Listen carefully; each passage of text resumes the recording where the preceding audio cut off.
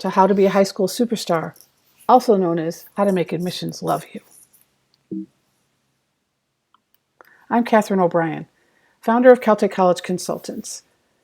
I have a Bachelor of Science in Industrial Engineering from Northwestern University and a Master's in Theology from Franciscan University of Steubenville. I'm an admissions, scholarships, and financial aid consultant expert, and I will be your host today. My clients have been accepted at schools all across the country, engineering schools, Ivy League schools, art schools, you name it, they've been there. This is the goal I want to share with you. On the right, there is a letter from Purdue to Sarah. Sarah was a client who was a superstar. And we're going to talk about how to become a Sarah. Like all of my students, she was well prepared. She was focused. She had her authentic voice. She was able to articulate her dream, her vision for the future. We had right fit schools that she applied to. Her applications were polished and powerful. And this was among the results. So on top of their Emerging Leaders $15,000 a year scholarship, they invited her to be a science scholar, adding almost another $15,000 a year, plus a summer program with 9 credits she could earn and study abroad. So in all, probably close to $150,000 on the table in this letter. This is one of the results that can come from being a high school superstar. So let's explore this a little further. Obviously, what do we mean when we're talking about a high school superstar? It can mean a lot of things. What most of us are going to think of are these sorts of things: a top athlete in whatever field, or a musician or artist of some kind, performer that's just excelled. And while those are high school superstars, that's certainly not the limitation or the only kind of opportunity a student has to really shine. Certainly was not what Sarah was showing to Purdue. So let's talk about the traits of what we're calling superstars. These students have a track record of taking academically rigorous classes and getting great grades. They have a love for learning and academic potential that's just oozing out of their application. It's just who they are, and it's evident in their writing and what they do. It's just evident in their lives. Their writing showcases their academic strengths and their intellectual ability and curiosity. Their recommendations are outstanding. Often when a recommender writes a letter, they'll say, Susie was great, really appreciated Johnny in class, they had this trait, they did this thing. Very occasionally will they write, best I've ever seen. Been teaching for 20 years, one of my top students ever.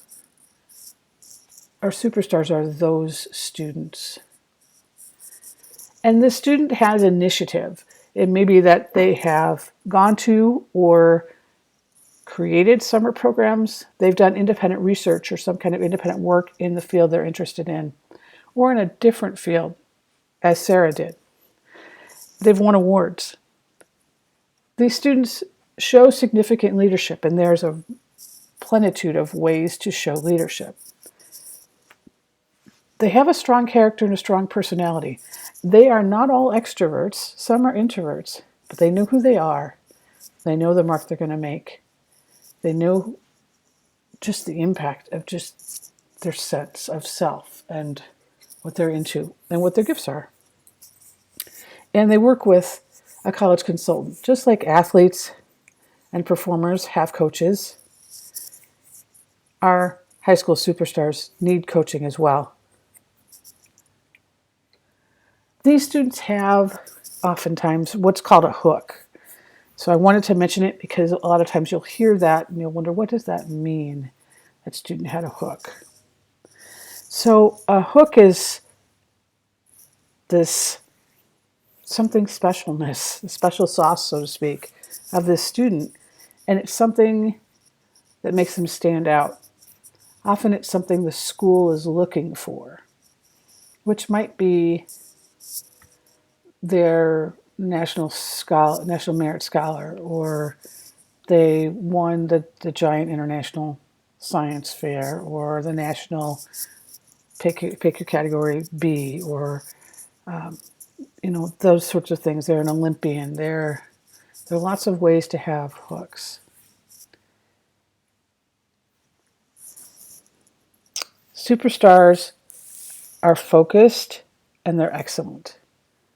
They identify and they pursue their interests and they develop their talents. And they pursue awards in their areas of interest, in their areas of expertise. They're high impact in those areas. So they're going to turn the research into a presentation, into something at conferences, into something published, into, they're just going to keep looking for ways to manifest their strengths. They're going to take whatever it is to the limit. They're going to take some risks. They're going to fail sometimes. That's okay too. But they're going to really pursue excellence in every aspect that they can find, that they can access, that they can create. They're going to create a portfolio, if that's appropriate, to demonstrate their work. They're going to get published. They're going to give presentations. They are going to create events. They're going to be the idea makers saying, hey, can I come speak to the school or to the middle school or to here or to there or to whatever. They're going to be pushing because they want to continue to excel and grow in what they know, and they want to share what they've learned. Sometimes our superstars have significant talent. They might be an athlete, as I mentioned. They might be an artist having a gallery show. They might start a business. Getting published, I've mentioned, winning science fairs, doing internships, excelling in these national exams, Math Olympiad, the Olympics. But they don't always have this. Sarah did not have a special talent. They get accepted. They are successful. So let's keep going. How do we become a Sarah? Sarah wants to do scientific research in a significant way and probably will work with NGOs and other international agencies sometime in the future. That's her vision. What was the thing that she did that made her stand out? Dance. And she's not great at it either. So we saw a lot of determination, an awful lot of work and effort. At the same time, she's developing this academic excellence in this other area. So she learned a lot of traits on the dance side that made her stand out from her peers, and she could demonstrate them through her many accomplishments and achievements in dance, even though she's not naturally skilled. She's not going to be a dancer. Not a chance. And she knows that, and she wrote about it. And it doesn't bother her at all. Because what she was looking for were ways to do something she loves. She loves dance, but she's developing her character. And then she's taking all of that she's applied and putting it into the area she's interested in science. So you're seeing what I mean about a hook, seeing about you don't necessarily have to be a top athlete, but you do need to be pursuing something. And it starts early. So you want to find your hook. You want to start to explore options. And middle school is a good time. Sometimes grade school. High school, certainly. As I was sharing with one of my own kids who's a freshman this year, every chapter in many of his textbooks, every piece of literature he's reading in his English and history classes are avenues to high school or college majors and various careers. So if something sparks his interest, start to pursue it. How can he further develop it, explore it, be curious? Go look, go seek, go find. In person, whenever possible, online as necessary. Using both, of course. So the essential ingredients that this student's going to need to have to develop this, it's going to take time. And I don't just mean 80 hours a week. I'm also talking about years. I wasn't kidding about grade school and middle school. Kids start to find passions, and a lot of times we adults are in the way.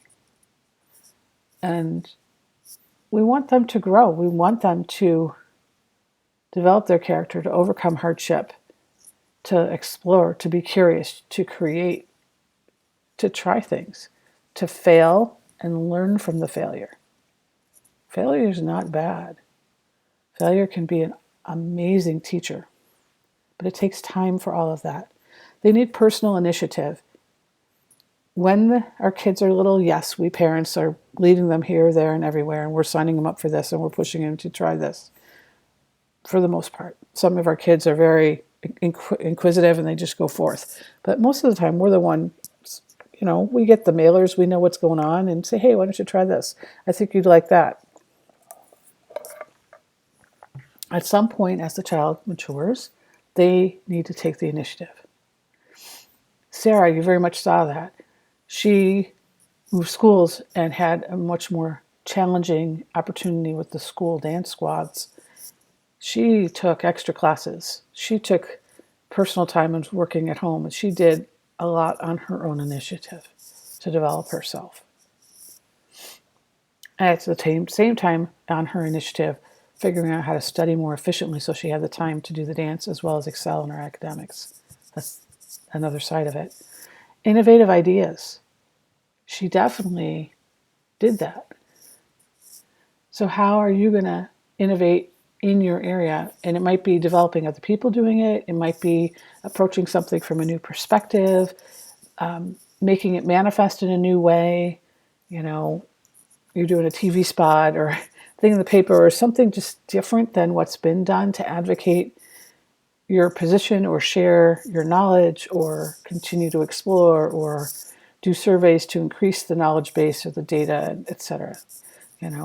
There's a lot of things that you can be innovative about. Blending different ideas, different disciplines. That is happening more and more. Perseverance. You've got to be able to work through hard times. Time crunches, setbacks, problems of all kinds, because that's life. And so protecting our kids so that they, feel good all the time, never fail, never have a rough day, doesn't really help them. We've got to support them as they fail. Support them as they face challenges. Support and encourage them and remind them that they're loved either way. Helps them build in perseverance. But they're going to have to go through some tough times. That's just part of life. And that's part of becoming a superstar. Just like an athlete might get injured, they got to work their way through that. They might not get selected for the elite squad. They got to work their way through that. Dig in deeper, work harder, do something different. Same in every endeavor. And they need advisors. And it's not just going to be mom and dad. It can't be. We're not the world's experts in everything. So if the kid's an excellent lacrosse player, we need to have good lacrosse coaches. If they're good at research, we need to find researchers they can work with, et cetera, et cetera. So we're on the team as parents. I'm on the team as a college consultant, and we've got specialized people in their fields. They're also on the team, supporting the student, developing this young person, being their anchors. Those are the essential ingredients to becoming a superstar. And I also wanted to address extracurriculars. There's one perspective that I thought was very instructive when you look at extracurricular activities. There are some activities that are just open. Everybody knows what they are. Everybody can participate to some extent. Everybody knows how it goes. Student government's a great example of this. There's a role for practically anybody. Everybody knows what it is. And everybody knows how it works. Pretty straightforward. That's very open. And then you have others that are what we would call hidden extracurriculars. So people have heard of them. They're recognizable, like an Eagle Scout, I think is a good example of this. But people don't understand the organization, and they don't understand what it takes to achieve that recognition. And so there's a significant hidden aspect to it. For example, I have a couple of sons so far who are Eagle Scouts, and we were at the hardware store buying some things for one of them, and the young woman we were working with said, "Oh, I think I'd like to do that." And she was absolutely blown away. And I said, "Well, you can't." And she looked at me funny. I said, "He's been working towards this for 6 years." And she went, "Oh." But she had no idea that there was a lot of pre-work before he got to that last project that was surfacing that she was seeing and we were interacting about in the store. It's that kind of thing. And those exist in many areas as well. And there's a lot of opportunity in those. It can be a sweet spot for innovation. It can be a place for young people to grow and excel. And then there's this last category called closed extracurricular activities. These you have to pay your dues. You have to kind of join.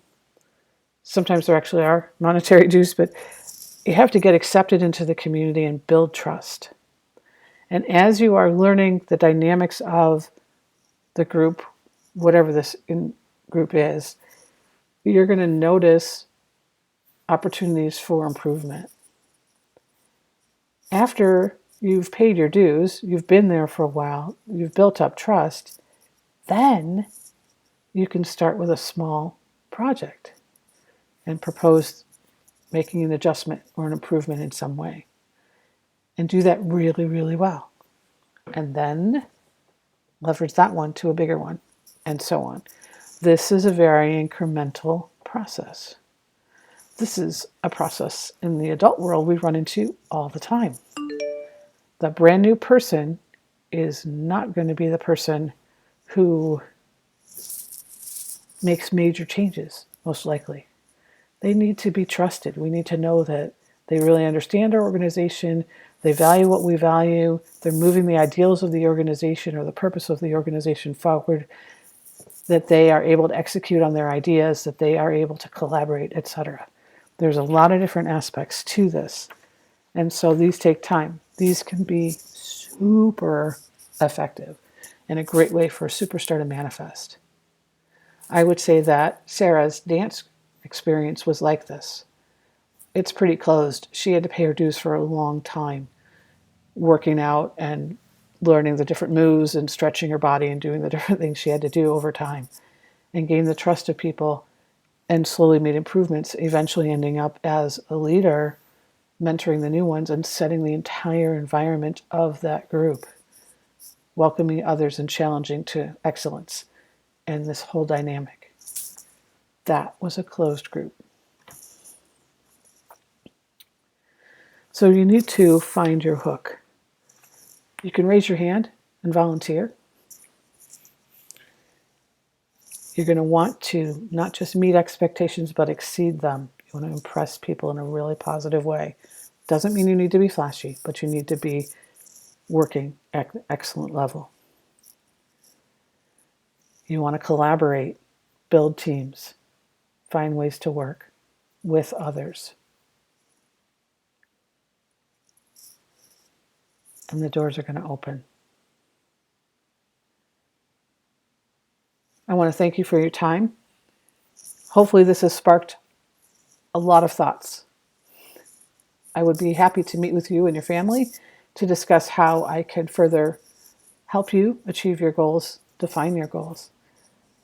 Celtic College Consultants.fullslate.com is where I keep my scheduling calendar for consultations, or you can email me or call me. Thank you so much for your time. Have a wonderful day.